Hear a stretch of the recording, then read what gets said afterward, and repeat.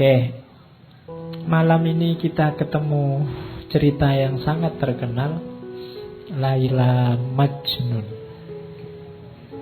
Jadi Laila Majnun ini sebenarnya sebelum ditulis oleh Nizami, nama lengkapnya, nama aslinya adalah Ilyas sebenarnya. Lengkapnya Jamaluddin Ilyas bin Yusuf bin Zaki. Cuma nama penanya Nizami. Kadang-kadang disebut Nizami Ganjawi karena berasal dari daerah Ganj. Daerah Ganj itu sekarang daerah Azerbaijan. Ya, zaman itu masih di bawah Imperium Persia, dinasti Seljuk. Nizami ini anak yatim sejak kecil. Cuma dibesarkan oleh pamannya, disekolahkan. Sangat pinter, menguasai banyak ilmu agama sehingga nanti digelari hakim. Hakim tidak dalam arti penguasa pengadilan yang memutuskan, tapi orang yang ahli hikmah. Makanya digelari Hakim Nizami. Oke, yang menarik dari hidupnya Nizami, ya beliau ini sastrawan, menulis banyak naskah khususnya yang mirip-mirip kayak Laila Majnun ini. Satu lagi yang terkenal, Shirin Khusro. Silahkan dicari juga ceritanya. Malam ini kita bawa Laila Majnun. Nizami sendiri menikah 3 kali. Ya enggak apa-apa toh, kan belum 4. Oke. Istri yang pertama itu hadiah dari Sultan. Ya kan. Sultannya sering ngasih hadiah kan, dia dapat banyak. Oke. Dan Laila Majnun ini cerita yang sebenarnya sebelum ditulis oleh Nizami, dia sudah jadi cerita rakyat. Sudah jadi cerita yang lesan, folklore. Jadi orang Arab sudah kenal Laila Majnun, khususnya syair-syairnya. Meskipun ada kontroversi, apakah ini kisah nyata atau kisah rekaan. Tapi jangan salah, di India ada kuburannya, jejer kuburannya Laila sama kuburannya Majnun. Kapan-kapan kita ziarah ke sana. Loh ya apa-apa tuh jalan-jalan ke India. Nanti ketemu Shahruh Khan. Jangan salah, saya kemarin lupa minggu lalu cerita bahwa Jamek itu hidup dijamin oleh Sultan namanya Shahruh Khan di Persia. Shahruh Khan ini cucunya Timur Leng. Ya. Oke, yo sayangnya ndak bisa nari kayak Shahruh Khan. Oke. Bismillah ya, kita mulai. Ini cerita, ndak usah ditanyakan aslinya ada apa ndak. Malam ini kita ingin mengambil saja hikmahnya, bagaimana cinta ketuhanan itu yang ingin dikatakan oleh Nizami lewat Laila Majnun. Ya, Majnun itu gelarnya, nama aslinya Qais Ibnu Mulawih, atau ada yang bilang Ibnu Mulawah. Kalau Laila Ibnu Amir. Jadi ini anak-anak muda dari 2 kabilah yang berbeda. Ya nanti karena saking gilanya dengan cinta disebut Majnun. Majnun itu dari kata, sebenarnya satu akar kata dengan jin. Mungkin kalau diterjemah letter, Majnun itu orang yang kesurupan jin. Cuma diterjemah jadi gila. Jadi orang kesurupan. Jatuh cinta itu kalau sudah banget kan kayak orang kesurupan, akalnya tidak jalan. Ya, dan secara kimiawi nanti ada penjelasannya. Jadi makanya dia disebut Majnun. Kalau Laila ya secara akar kata itu ya artinya malam. Ada yang bilang dinamakan Laila pertama karena matanya sangat indah, sangat hitam. Dan yang kedua rambutnya. Jadi rambutnya sangat hitam, pekat kayak malam. Oke. Nggak usah tanya, kok tahu sampai rambutnya? Berarti Laila nggak jilbaban, Pak. Iya. Nggak usah tanya itu, nanti diskusinya geser. Oke. Yo kamu tanya ustadz-ustadz yang ahli fikih itu. Wong nggak jilbaban kok diceritain. Nanti kamu tanya lagi, Kois berarti nggak sholat ya Pak waktu gila itu. Iya. Oke, ya itu biarkan ustadz yang lain yang menjelaskan. Nanti kalau ini disebut tidak sholat nanti nggak jadi dijelaskan.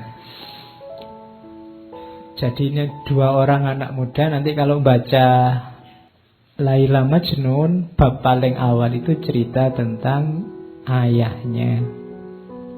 Namanya Umar. Jadi ayahnya ini sampai tua belum punya anak.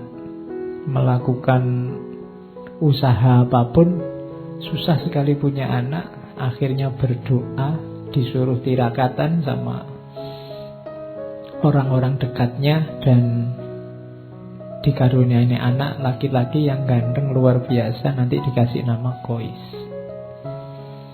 Yang Kois ini idola pokoknya di sukunya. Sehingga nanti oleh ayahnya dia jadi harapannya suku, disekolahkan di tempat yang elit. Pokoknya sekolah unggulan kalau hari ini. Nah di sekolah unggulan ini ya nanti ketemu Laila. Iya, karena ya sama-sama anaknya ketua suku. Berarti kan terawat pasti. Laila dikenal kecantikannya, kalau Majnun dikenal ketampanannya. Jadi yang ganteng ketemu yang cantik, masuk akal. Ya, lalu ya, sebenarnya ceritanya bisa dibikin tragis itu. Kalau di Sirin Khusro ada tragisnya, karena nanti ada yang jatuh cinta itu tukang batu jatuh cinta sama putri, meskipun nanti sebenarnya cerita sama sultannya. Tapi kalau di Laila Majnun yang ingin ditonjolkan bukan itunya, tapi bagaimana orang ketika sudah dilanda cinta itu sudah lupa dengan semuanya. Harusnya begitu. Kalau kita sudah merasa cinta sama Allah, rasanya semua yang lain tidak berarti. Kamu boleh mengklaim, Pak, saya sudah cinta sama Allah, kalau apapun yang lain di dunia sudah tidak ada artinya. Kalau kamu masih panik, masih sumpek, masih gelisah, masih khawatir, masih takut oleh apapun hal yang bukan Allah, berarti belum cinta. Cirinya itu nanti ditunjukkan oleh Nizami lewat Laila Majnun. Jadi karena satu sekolahan, begitu melihat Laila pertama kali, Majnun langsung jatuh cinta. Kois ini langsung apa, kalau bahasa romannya dia kayak orang kehilangan kesadaran. Laila juga begitu, sama-sama sukanya. Jadi kalau di kelas itu lirik-lirikan, pandeng-pandengan gitu, sama-sama sukanya. Makanya di bagian awal itu dua-duanya digambarkan sama-sama mabuk.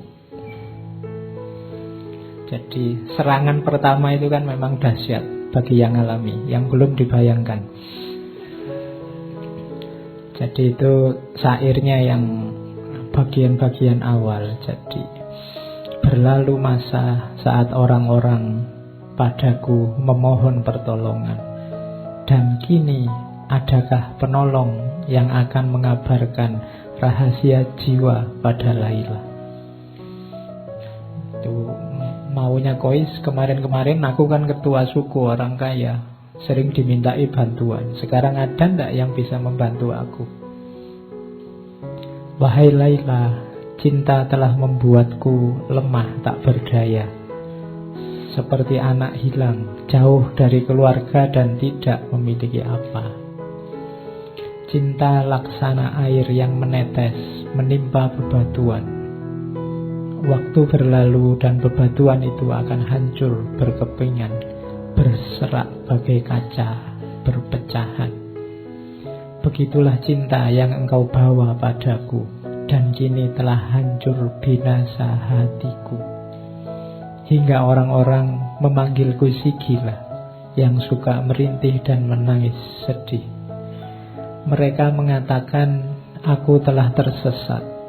Wahai, mana mungkin cinta akan menyesatkan. Jiwa mereka sebenarnya yang kering, laksana dedaunan diterpa panas mentari siang.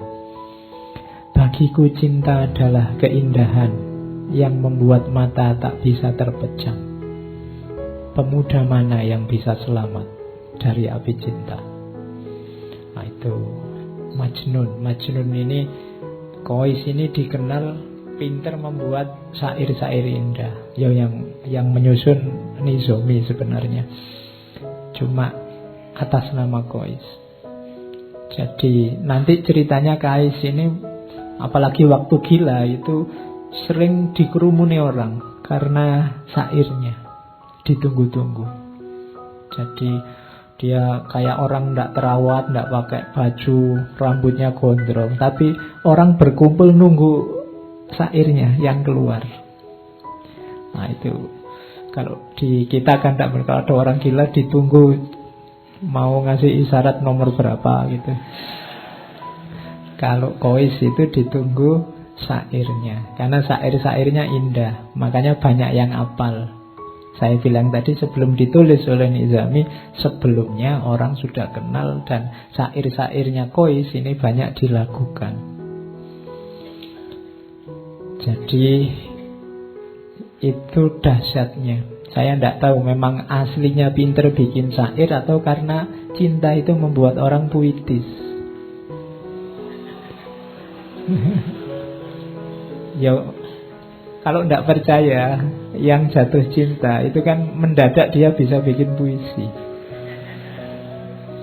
Ya, oke.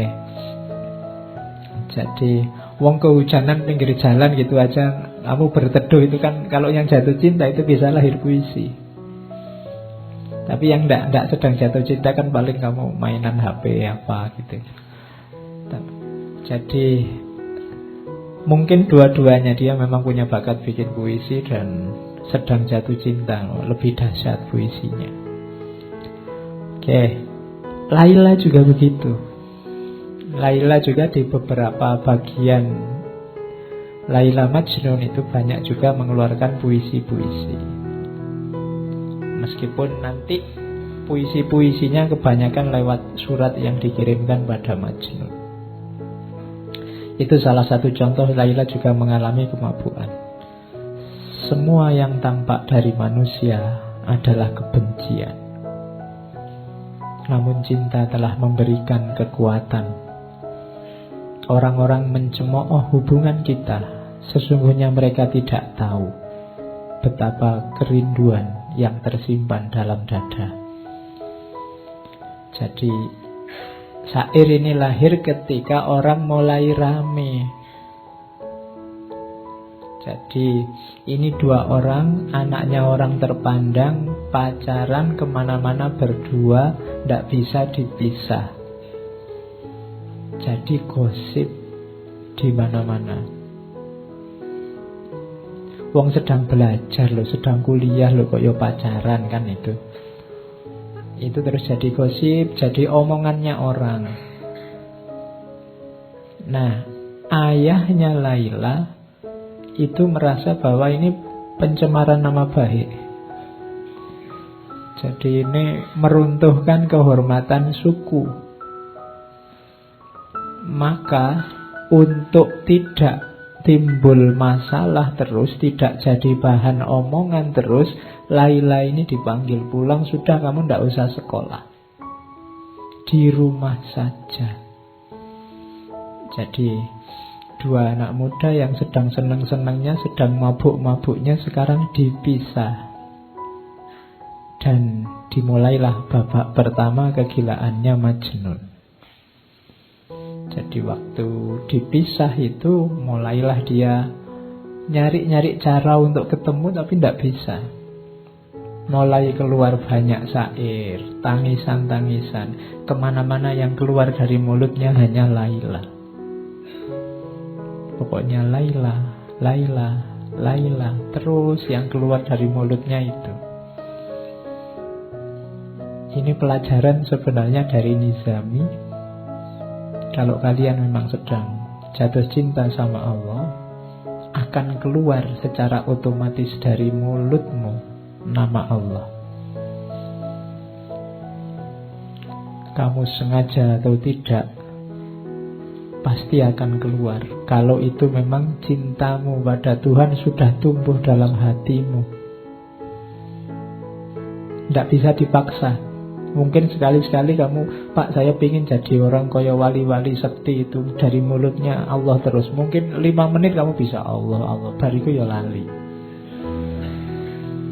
Kenapa? Fondasinya belum ada. Ya tekadmu ada, tapi fondasinya belum. Cinta. Kalau sudah cinta, tidak perlu dipaksa, otomatis. Nggak perlu kamu, pokoknya Pak setiap malam saya baca sekian ribu kali namanya Allah. Tidak harus kamu patok begitu, otomatis akan keluar ketika cinta itu ada dalam dirimu. Makanya latihanlah jatuh cinta. Jiwamu biar paham, oh kayak gini cinta itu. Itu yang dialami oleh Majnun. Kemana-mana yang dia sebut hanya nama Laila. Jadi katanya Majnun, Laila telah dikekang oleh orang tuanya, dan orang tuanya mengancam dengan niat jahat kejam. Tiada lagi harap pertemuan. Ayahku dan ayahnya sesak dada dan sakit hati mereka. Bukan karena apa-apa, hanya karena aku mencintai Laila. Mereka menganggap cinta adalah dosa. Cinta bagi mereka adalah noda yang harus dibasuh musnah. Padahal hatiku telah menjadi tawanannya, dan ia juga merindukanku. Cinta masuk ke dalam sanubari tanpa kamu undang, tanpa kami undang. Bagai ilham dari langit yang datang menerjang lalu bersemayam dalam jiwa. Dan kini kami akan mati karenanya, karena cinta telah melilit seluruh jiwa. Katakan padaku, siapa orangnya yang bisa bebas dari penyakit cinta? Nah ini Majnun. Jadi cinta itu kalau sudah menyerangmu, engkau tidak akan berdaya. Kamu tidak akan bisa menipu dirimu. Kalau kamu sudah jatuh cinta pada sesuatu, kamu pura-pura tidak cinta, itu tidak akan bisa. Ya mungkin ditolak, ya mungkin tidak nyambung, ya mungkin dia tidak suka padamu. Tapi kalau kamu memang jatuh cinta, kamu tidak akan bisa mengelak. Jadi itu kalimat-kalimat yang Majnun. Cinta bukan sesuatu yang kita undang, tapi dia datang, masuk dan bersemayam dalam diri kita. Kita tidak akan punya daya kalau sudah datang. Makanya katanya Gibran, pasrahlah kalau cinta memanggilmu. Kenapa? Tidak akan bisa kamu lawan. Kamu tidak akan bisa menipu dirimu.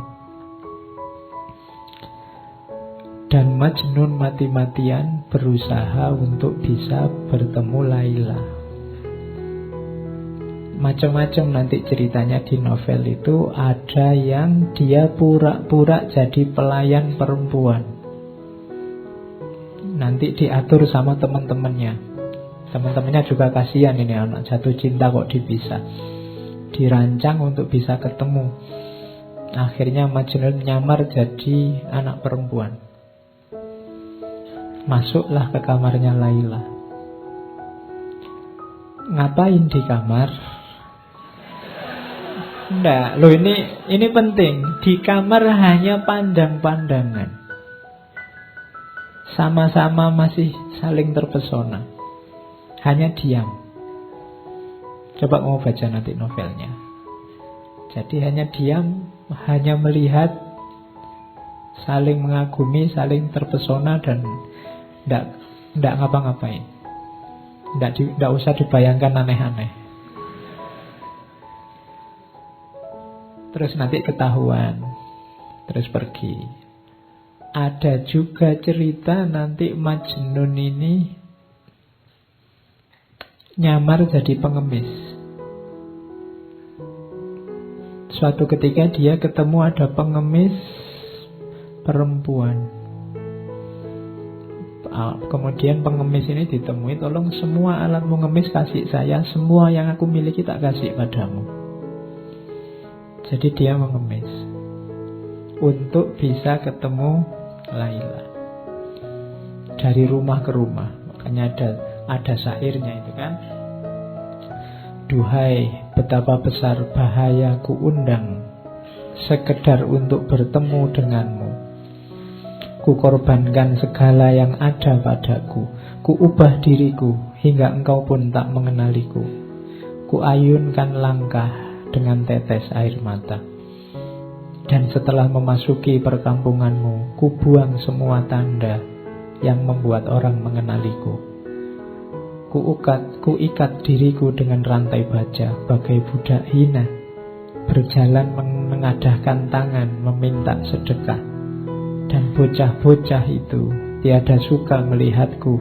Mereka berkumpul mengelilingiku, menghardik dan melempariku seperti anjing pengganggu.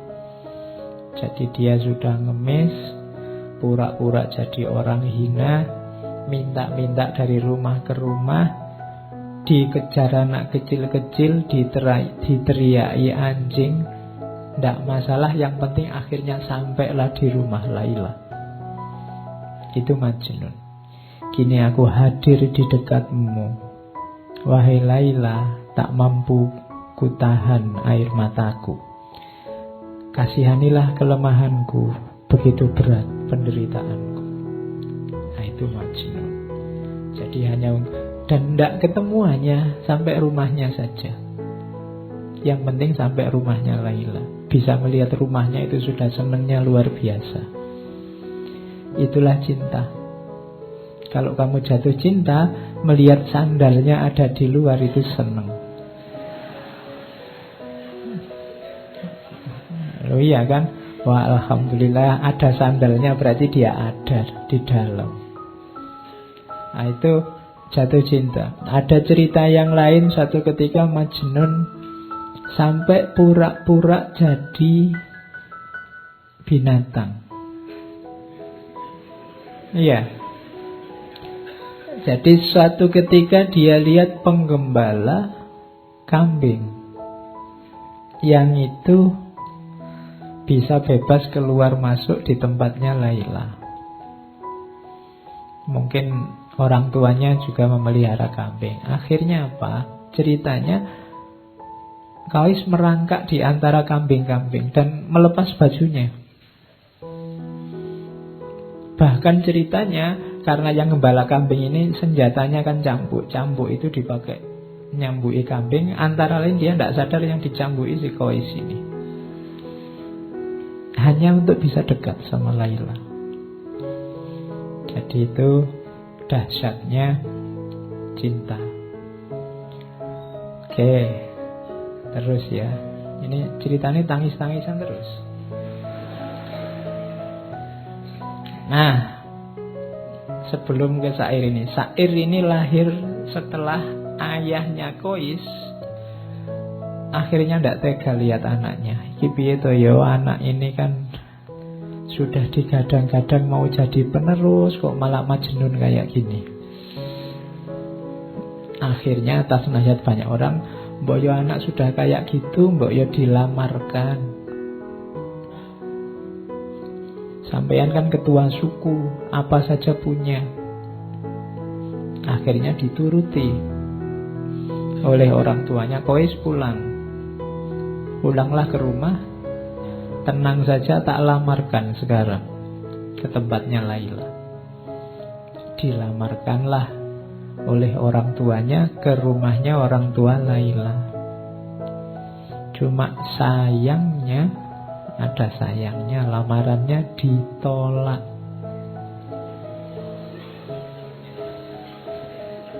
Iya. Jadi kenapa ditolak? Padahal ayahnya sudah bilang, minta apa saja saya penuhi. Syaratnya apa saja bisa saya penuhi, termasuk seandainya nyawaku yang harus jadi taruhannya. Katanya orang tuanya Laila, siapa saja boleh menikahi anakku kecuali putra Anda.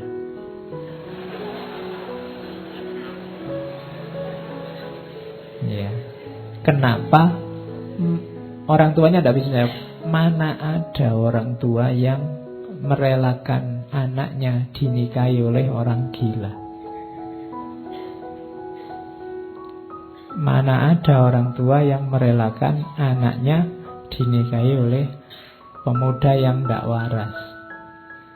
Karena ya ayahnya Laila ya ngerti kegilaannya Majnun. Meskipun gilanya memang karena mencintai putrinya, tapi dia tidak mau.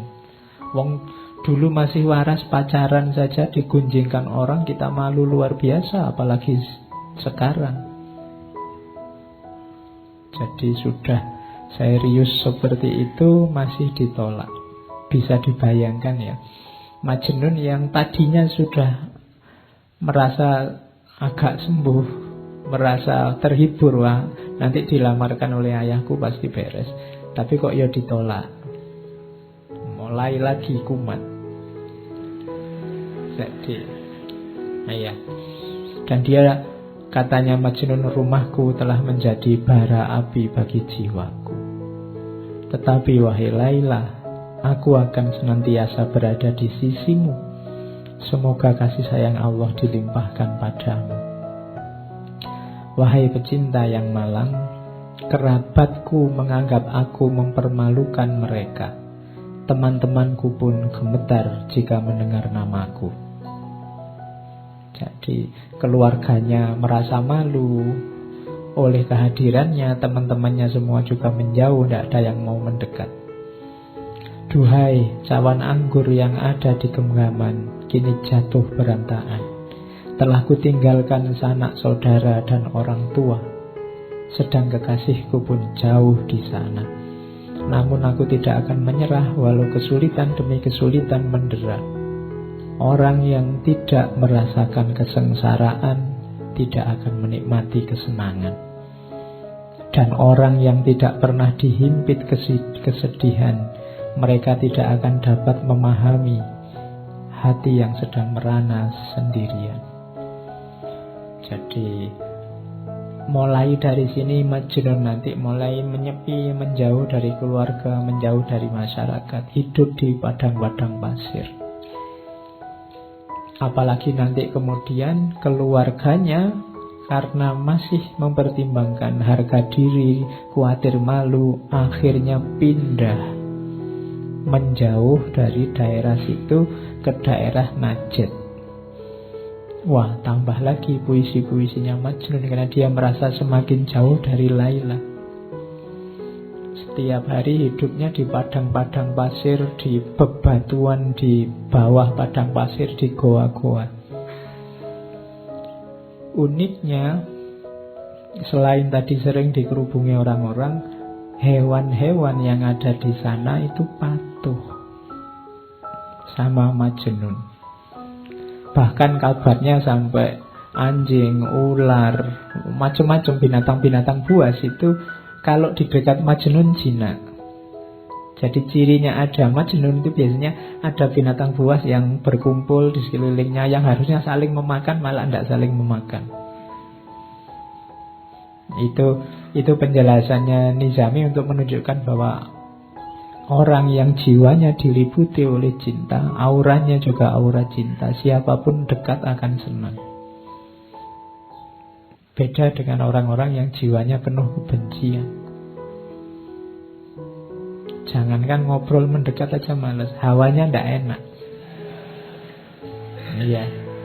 Jadi bangun jiwamu dengan aura yang penuh cinta. Bahkan binatang buas pun bisa tunduk, bisa patuh. Kadang-kadang kalau Majnun sedang tidur di tengah padang pasir, binatang-binatang ini yang menjaga. Itu kelebihannya para pecinta.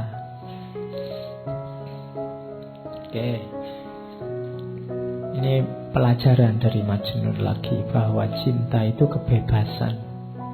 Wahai Laila kekasihku, berjanjilah pada keagungan cinta, agar sayap jiwamu dapat terbang leluasa.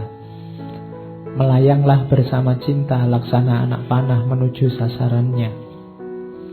Cinta tidak pernah membelenggu, karena cinta adalah pembebas yang melepaskan simpul-simpul keberadaan. Cinta adalah pembebas dari segala belenggu. Jadi contoh paling mudah, di mana sih pembebasannya cinta itu? Majnun tidak lagi terikat oleh apapun selain cintanya. Dia rela kehilangan bahkan keluarganya, apalagi posisinya sebagai putra mahkota, apalagi kedudukannya, teman-temannya. Dia enteng saja melepaskan semuanya. Itu menunjukkan bahwa cinta itu membebaskanmu dari apapun. Bahkan contoh paling kecil lagi, bahkan membebaskanmu dari dirimu sendiri. Cinta membuat orang tidak egois. Kalau masih egois, masih belum cinta. Masih egois itu kan masih berpikir tentang dirinya sendiri terus. Perhitungan apa yang enak, apa yang menguntungkan bagiku. Tapi orang yang jatuh cinta tidak. Makanya katanya Majnun, cinta itu membebaskan manusia. Kalau kita semua menggunakan relasi cinta, mungkin hari ini nggak sepanas ini, nggak sesumpek ini. Kampanye itu menunjukkan nggak panas kalau saling mencintai. Mungkin yang satu bilang, ya kalau beliau mau jadi presiden, ya monggo saya persilahkan. Nanti yang satunya bilang, jangan gitu, saya nggak enak. Sampean juga nggak apa-apa, silahkan jadi presiden. Ayo. Bayangkan loh kalau yang kampanye kayak gitu kan enak, kita bisa ketawa-ketawa bareng. Oke, sekarang kan saling rebutan. Kalau cinta saling membebaskan. Terus, walau dalam cinta setiap cawan adalah kesedihan, namun jiwa pecinta akan selalu memberi kehidupan. Jangan takut sedih, jangan takut ganjalan, jangan takut penderitaan. Karena cinta akan selalu memberimu hidup. Oh, yang pernah jatuh cinta kemudian patah hati bisa memahami ini. Kesedihanmu itu yang luar biasa itu, itulah yang menghidupkanmu lewat kenangan-kenangan, memori-memori. Indah loh. Kenangan itu kan membuatmu kangen, membuatmu rindu, membuatmu ingin ketemu lagi, ingin hidup sebelum bersama dia. Jadi cinta itu sakit, tapi sakitnya cinta itu ngangeni.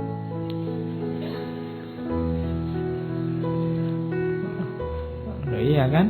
Makanya mantan yang paling heboh itu kan mantan di dunia cinta. Kalau mantan mahasiswa, mantan murid itu biasa-biasa aja.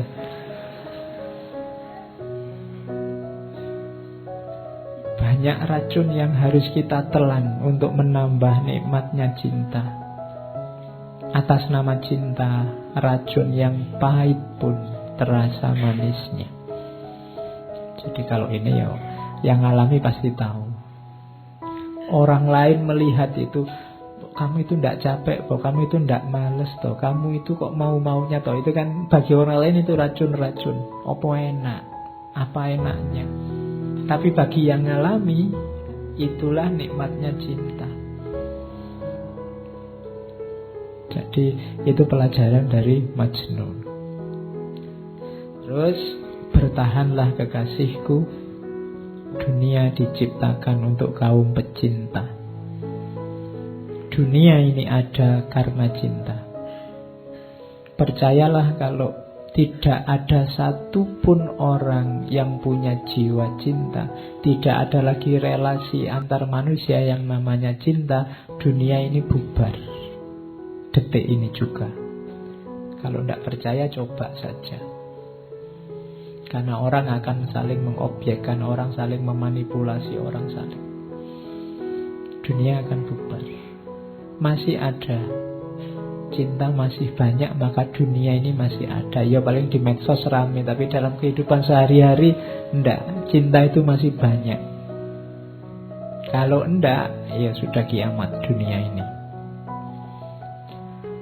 Oke, jadi itu pelajaran bahwa cinta itu membebaskan. Terus, nah ini dari Majnun lagi, tentang pelajaran tentang jarak. Cinta itu paradok. Bila dekat rumahnya Laila, aku merasa terbebani. Tapi bila aku jauh darinya, aku merasa sedih. Sehingga dekat maupun jauh, bersemayam rindu dan gelisah. Saat dia berjanji, cintaku kian menggebu menanti. Saat dia tidak janji, aku mati menanti datangnya janji.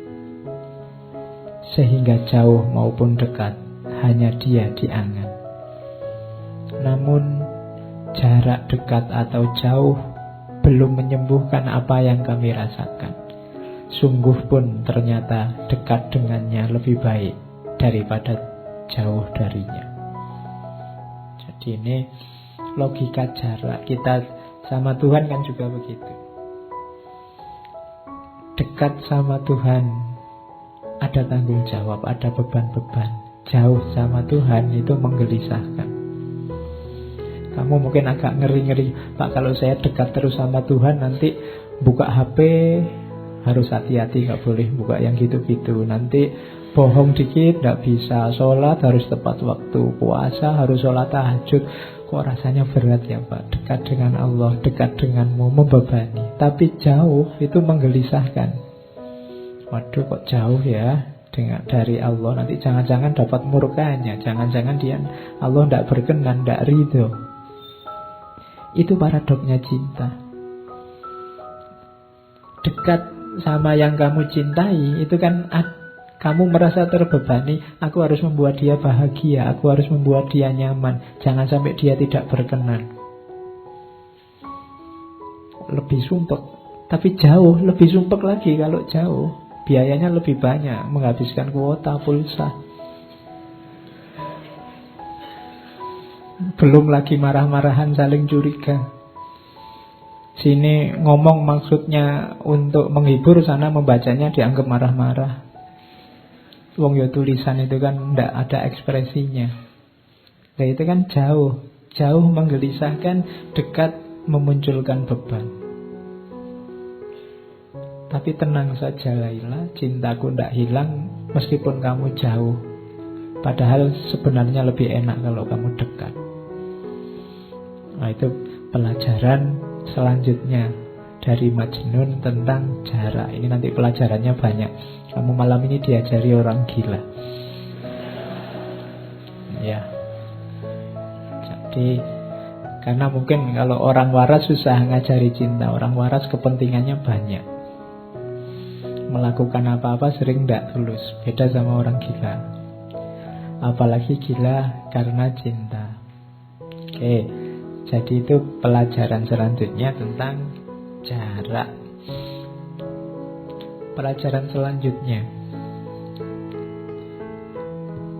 itu syairnya terkenal sekali. Amurru alat diyari diyaro Laila, uqabbilu dzal jidar wa dzal jidar, Wama hubbud diyar syahfana qalbi walakin hubbu man sakanat diyar. Jadi Majnun ini hobinya apa? Kalau pas sepi tidak ada orang, dia mengendap-endap datang ke rumahnya Laila, nempel di dinding terus menciumi dinding rumahnya Laila.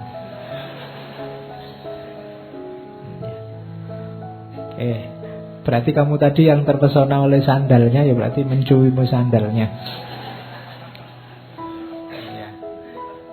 Jadi aku berjalan amurru ala diyar, aku berjalan melintasi rumahnya Laila. Terus kucium dinding itu, kucium dinding itu. Semua sudut-sudut rumah, dinding-dindingnya diciumi. Cinta di dadaku bukanlah untuk dinding rumah, namun cinta pada siapa yang tinggal di dalamnya. Ya.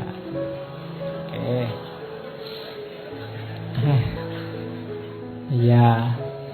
Ya kalau tidak tahu rumahnya ya nanti dinding kampus.